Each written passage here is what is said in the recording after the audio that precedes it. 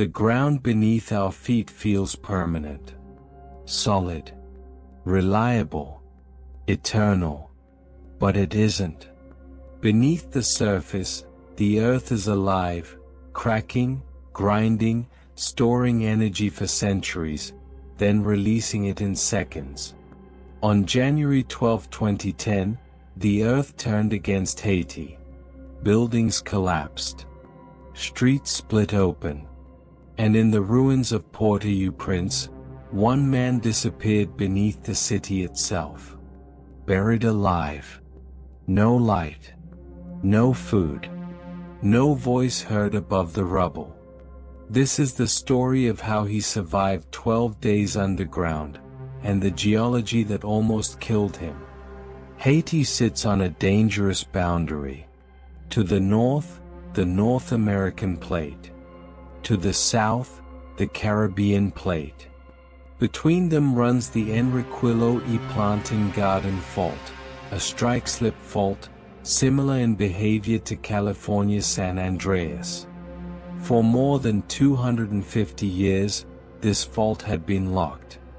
Stress accumulated silently. Pressure grew invisibly. No earthquakes. No warning.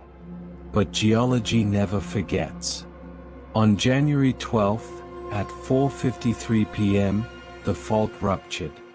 In less than 35 seconds, centuries of stored energy were released. The earthquake measured magnitude 7.0. But magnitude alone doesn't kill people. What kills people is depth. The rupture occurred just 13 kilometers below the surface, shallow enough to send violent shaking directly into the city. Buildings had no time. No flexibility.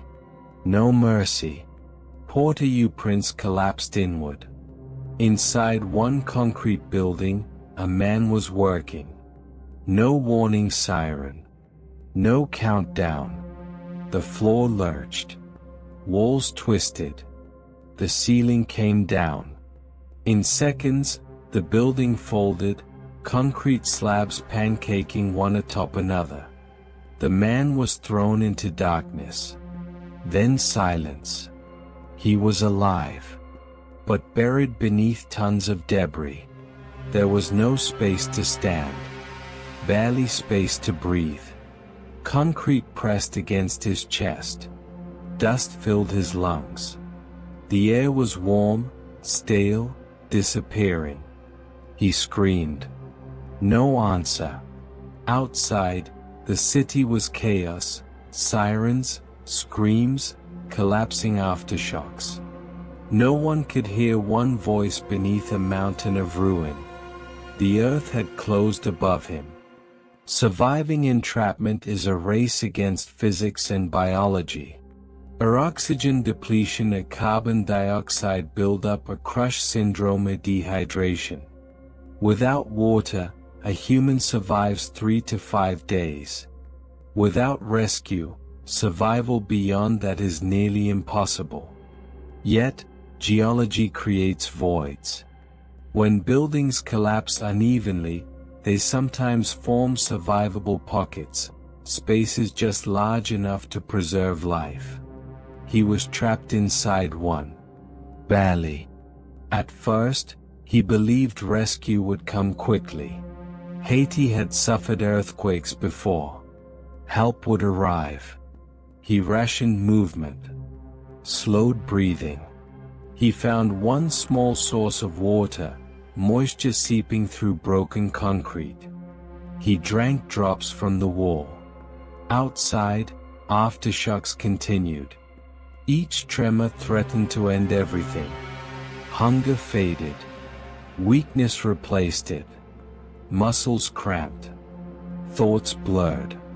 Time stopped making sense. In darkness, the mind turns inward. He spoke aloud, to stay sane. He prayed. He listened. Sometimes, he thought he heard footsteps. Sometimes, only silence. Above him, thousands were already dead. Many rescues had stopped. The world assumed no one was left alive. This disaster was not just geological. It was structural. An unreinforced concrete and no seismic design and no steel reinforcement and no building codes enforced. When seismic waves passed through Port-au-Prince, buildings did not bend. They shattered. Geology delivered the force. Poverty and poor construction multiplied it. By day 8, survival was no longer expected. His voice was weak. Movement minimal. Carbon dioxide thickened the air. He scratched the concrete, not to escape, but to remain conscious. Then, sound. Faint. Metal on stone.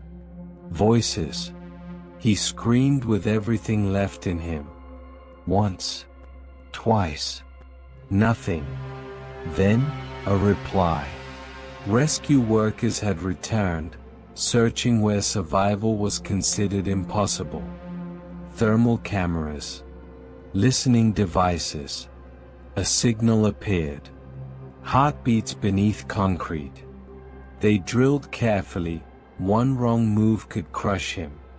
After hours, light broke through.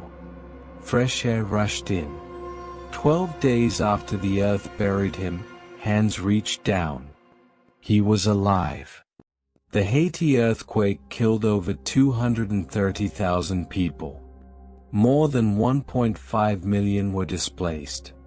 Entire neighborhoods vanished. But one man emerged, a reminder that survival can exist even where geology says it shouldn't. His body healed. The memory never did. Earthquakes are inevitable. Disasters are not. When science is ignored, when geology is underestimated, the ground collects its debt, with interest. Survival stories are miracles. But prevention is responsibility. For 12 days, the earth held him prisoner. No sky. No sound. No certainty. Yet beneath a shattered city, life endured. The ground beneath us moves. It remembers. And sometimes, it gives us one last chance to listen. This is the geologic lens. True stories beneath the surface.